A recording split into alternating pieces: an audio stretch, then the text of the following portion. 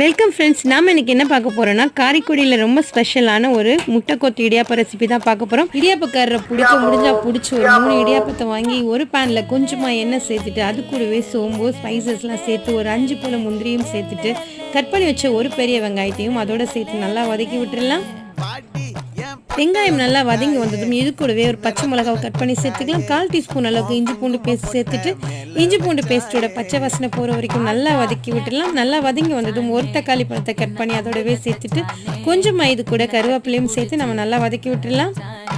இது கூட 2 முட்டையும் சேர்த்து நல்லா உதிர்த்து விட்டுடலாம். இப்போ நம்ம வாங்கி வச்ச இடியாப்பத்தை பிச்சு வச்சுக்கலாம். முட்டை கூடவே 1/4 ஸ்பூன் மஞ்சள் தூள், 1/4 ஸ்பூன் மிளகாய் தூள், 1/4 ஸ்பூன் கரம் மசாலா சேர்த்து நம்ம நல்லா மிக்ஸ் பண்ணிக்கலாம். எல்லாம் நல்லா மிக்ஸ் ஆனதும் நம்ம உதிர்த்து வச்சிருக்க இடியாப்பத்தை இது கூட சேர்த்து நல்லா கலந்து விட்டுட்டு இது இப்போ தேவையான அளவுக்கு உப்பு கொஞ்சமாக கொத்தமல்லியில் தூவி இறக்கணும்னா சூப்பராக ரெடி ஆயிடுச்சு நம்ம காரைக்குடி ஸ்பெஷல் முட்டை கொத்து இடியாப்பம்.